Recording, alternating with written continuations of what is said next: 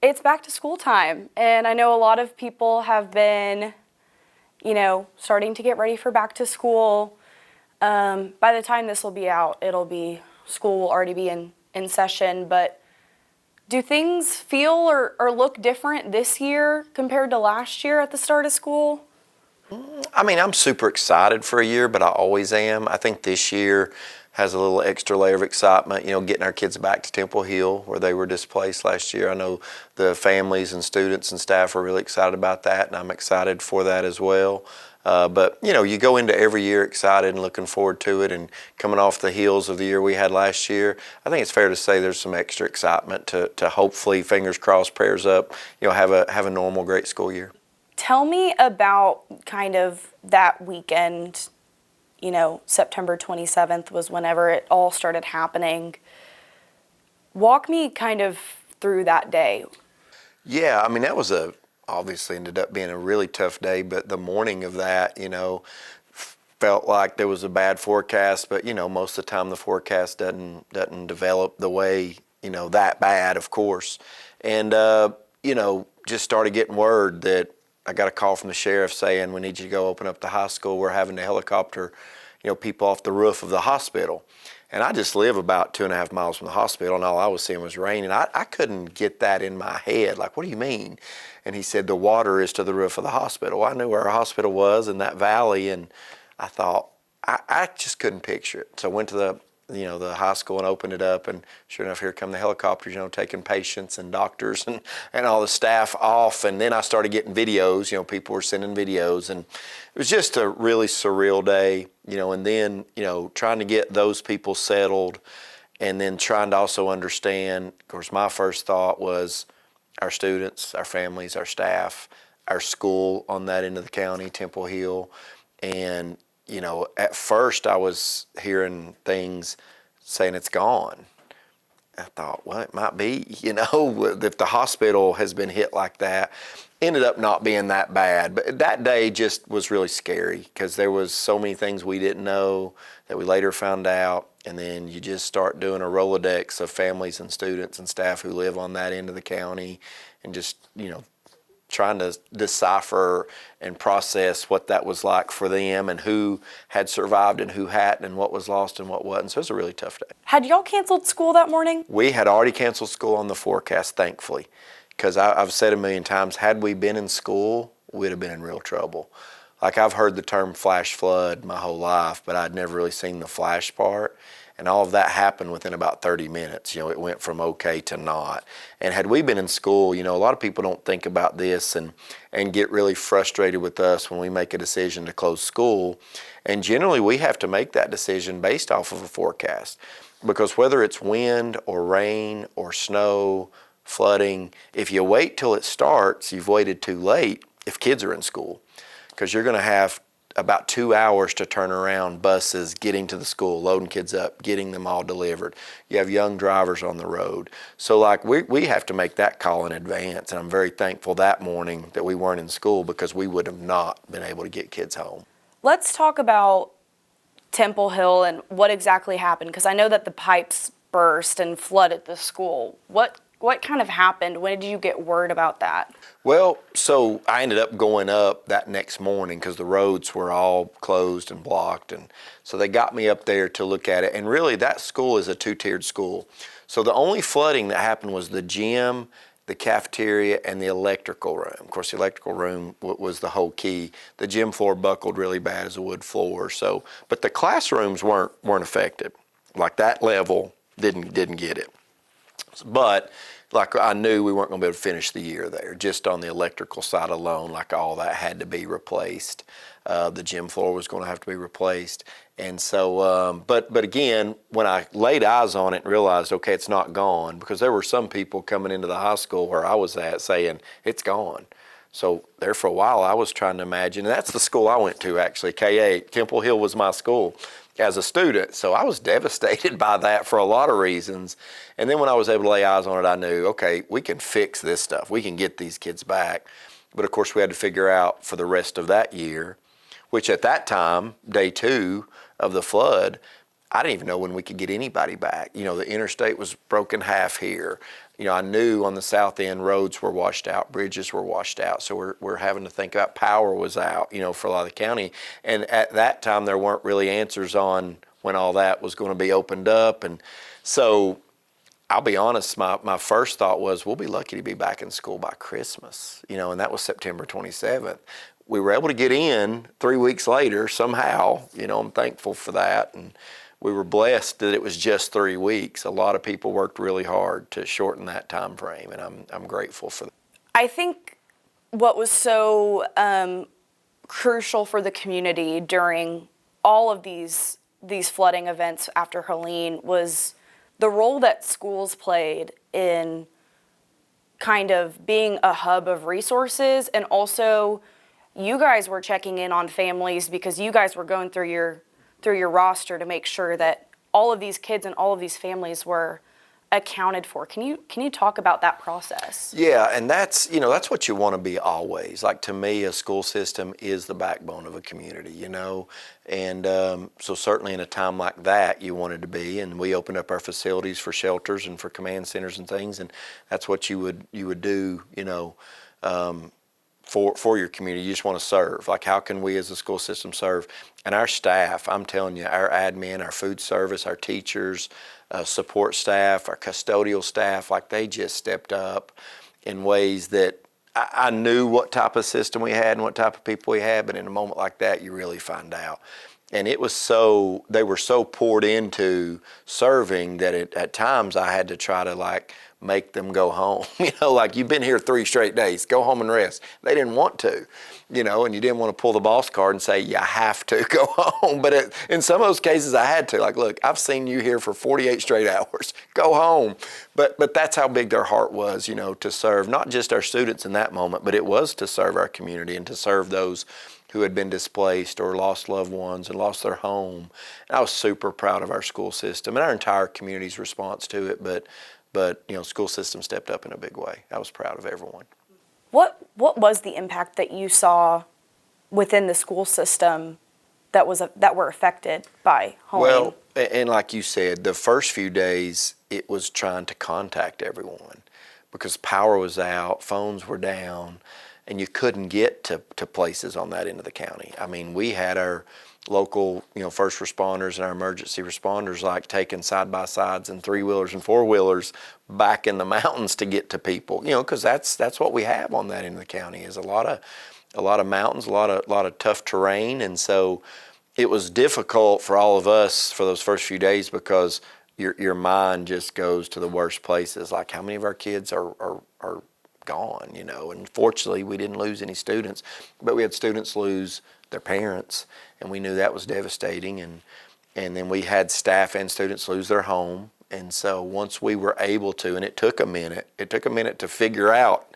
everything because, again, the communication was so challenging those first few days, doing a lot of praying, that people were okay and that it wasn't as bad as you were starting to feel like.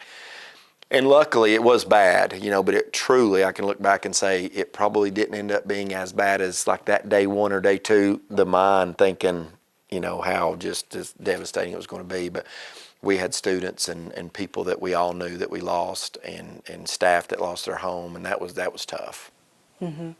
What were the ways that the school system stepped in to support those families? I know that you guys did a lot. Yeah, I mean, and there's probably things that happen that we still can never quantify. People were just doing, our churches here in Unicoi were phenomenal. But, we opened up our high school as a shelter, first of all, people to lay their head down somewhere for a few days until things got sorted out. But most of our families had family or friends or someone in their church that opened up their home to them. So a lot of our people didn't end up necessarily immediately having to use our high school as a shelter. Some did, but a lot of our folks, ended up joining another family member's home and living there until things got squared away. But, the food side of things, the counseling side of things, we had a lot of our staff and student families who were having to deal with, family members who were missing. We had direct connects to the impact plastic situation on a staff and student side. So they would spend a lot of time at the school waiting for information, and so we had counseling there, we had food there, we had clinics there to help. And the donations that people sent in from a food and clothing and just day-to-day necessities, toilet paper. I mean, our school was full. You know, every classroom and our entire commons area, I think you were there, was just full of stuff, and it was unbelievable. And so we had to have manpower to man that, you know, to sort, to distribute.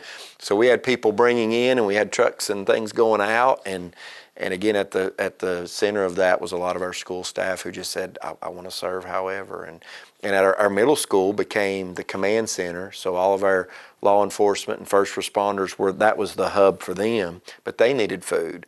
So, you know, our food service opened up both cafeterias and just constantly, you know, feeding volunteers and people who were displaced. And there was so many different roles that so many people had, it would be hard to name them all, but the spirit was just whatever's needed, whatever we need to do, we'll do, and I'll never forget that, you know.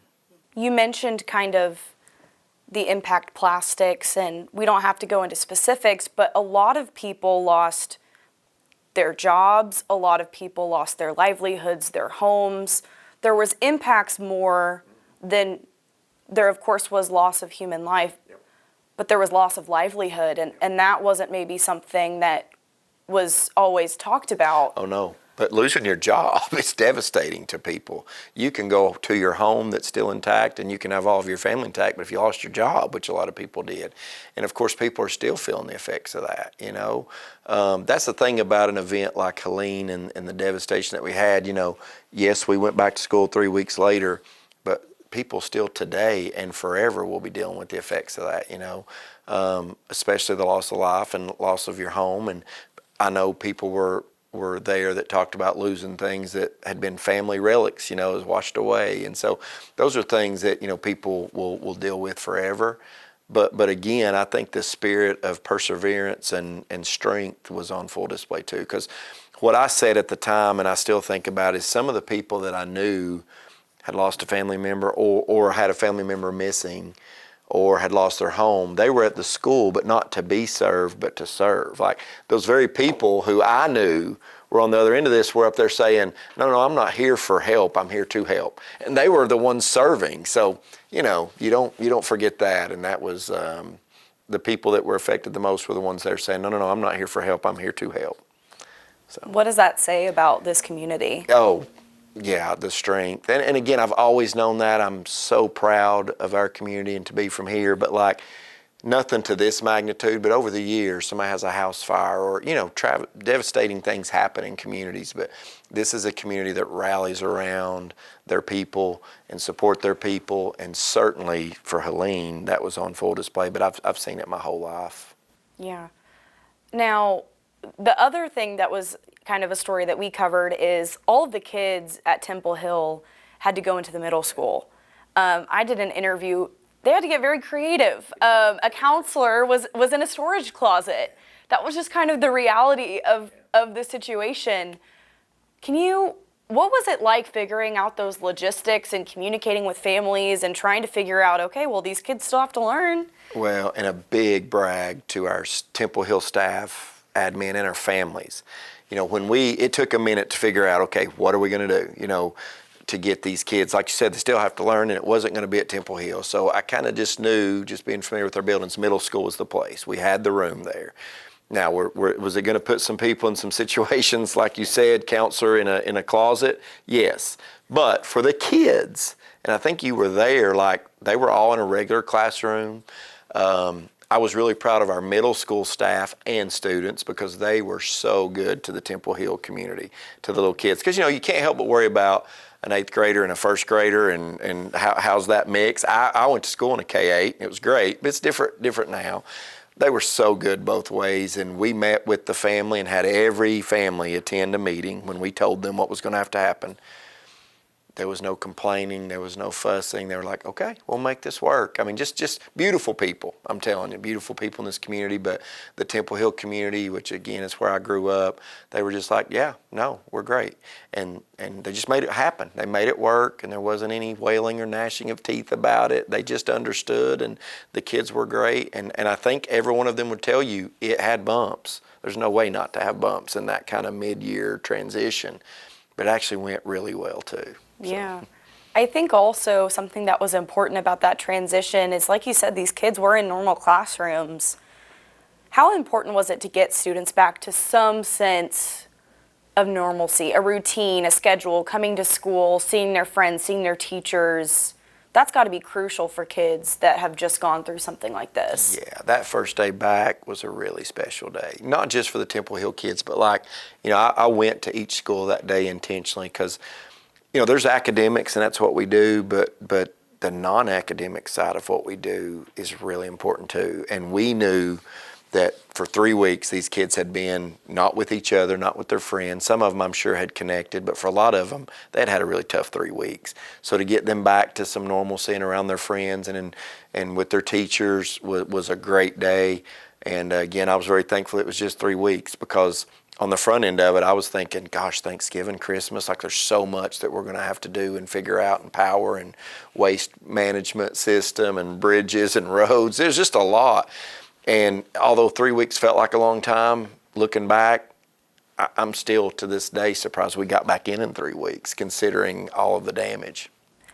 Now, looking at that damage, when did you first go and look at Temple Hill, and kind of what were your first thoughts when you saw everything, your first reactions? Honestly, encouraged, because I had been at the high school from Friday morning till Saturday morning and hadn't left. But there were people coming in, saying, oh, it's gone, like that whole end is flooded. Well, I knew I couldn't get to it. There was too much going on at the high school. And then roads were shut off anyway. But honestly, when I got to Temple Hill and saw the school and went to every classroom and realized, first of all, our classrooms weren't damaged at all. So everything was intact there. That was very encouraging. To go from thinking about it's gone to seeing that, okay, the gym floor's buckled and the cafeteria's flooded, we can fix that. So I was actually very encouraged when I saw Temple Hill and was able to go there. And that was Saturday morning. So, worked with the sheriff's department. The sheriff had been in great communication with me. He was on that end, and he was saying, well, I don't think it's gone, like this was later in the day. There's going to be some damage, though. So to be able to get up there and lay eyes on it was actually a good thing, to see that, okay, we didn't lose this school, and we can fix what was damaged and get these kids eventually back.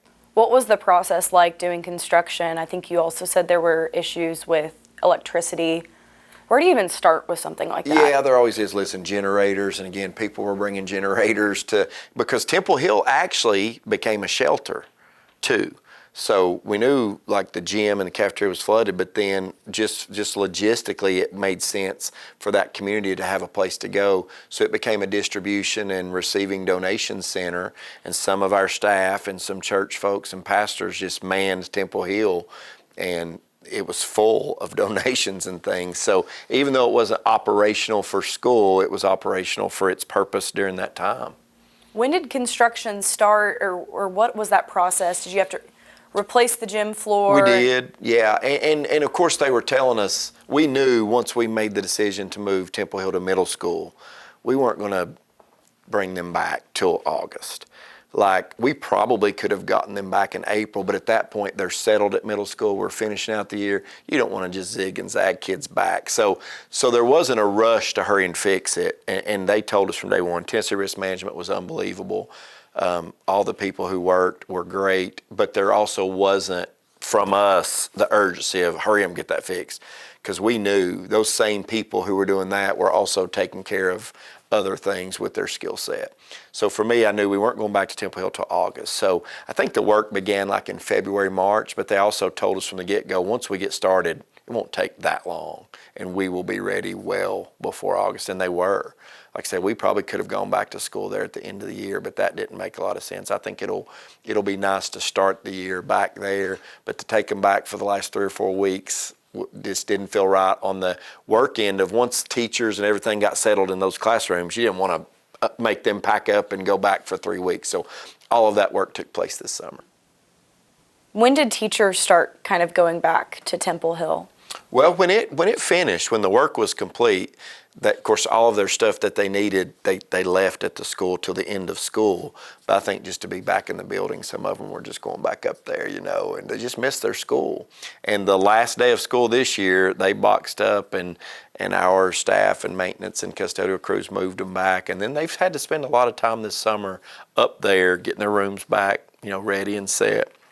An elementary classroom is a lot different than a high school classroom, as far as the stuff. And there's a lot of stuff, and those teachers do a great job of decorating the rooms and making them kid-friendly, but there's a lot that goes into that. So they've been up there a lot this summer, I think, getting their rooms ready for August 8th. What are you excited about these kids walking back into their school that they haven't seen since the end of September? It's got to be an exciting thing to kind of think about. Yeah, I know they're very excited to get back to their school. And they did great at middle school, they really did, but Temple Hill's their school, and so nobody saw that coming. So when you left school on September 25th, you didn't know you weren't going back that year. So I think our kids are going to be really excited, and the families, to get back to their home school. Mm-hmm. What do you think, a lot of these little kids, but also for the entire school district, how this whole experience, we're coming up on a year, in about 2 months, how has this community changed since Helene? Well, logistically things have changed, routes and, and roads and bridges, but in a lot of ways it's just stronger. It's stronger than it was before. I think, you go through things, whether it's individually or your family or your community, and you come out of it stronger, and I think Unicoi County is stronger than it was before. But again, for a lot of people, they're still dealing with it in very, very real ways. But I would say they would tell you they're stronger today than they were September 29th or 30th. And, as time goes, you just start to recover and pick yourself back up and move on and move forward. And I think that's what our community has done, and I knew it would, because again, I've seen it on smaller scales before, but we're closer, we're stronger. We're a small community, so just like any rural community, there are people who might have known each other forever, and maybe they get along, maybe they don't. It's just common. But in crisis, they all come together, and they did. And I think we're a stronger community than we were before Helene. When people watch this story, what do you want them to know about the school system, about the kids in this community, the teachers, the staff? What do you want them to know? Just how caring of a community it is. I would say that about our school system. There's just a huge heart for people here and for each other here. And we were all so appreciative too, because the response that we got within the community was unbelievable, but then in the region, you guys were phenomenal, supporting us. And so even across the country, we were getting pickup trucks from Ohio and from out west and California full of stuff that people just saw on the news and headed this way. We would have tractor and trailers pull in at 3 in the morning, and we were there because, again, we wanted the doors to be open 24/7. I just got in my truck, I loaded it up and headed this way, saw it on the news. So sometimes you can get discouraged, like on a national scale, of what you see and hear is happening in the world. But then in crisis, what we saw is there's still a lot of great, like, humanity still exists, and there's a big heart of people for people, and that was really encouraging. I think I said at the time, I didn't think devastation and inspiration could live in the same world, but they can. So as devastating as all that was, there was also a lot of inspiration in just how people, not just within our community, because that was definitely real, but outside of our community, how they responded. And there's a lot of great people in this world. Yeah. I did an interview with someone recently out in Asheville who were lining up trucks to go to Central Texas with the flooding.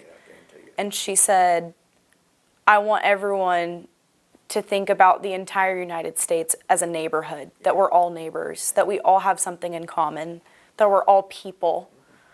Do you think that was true?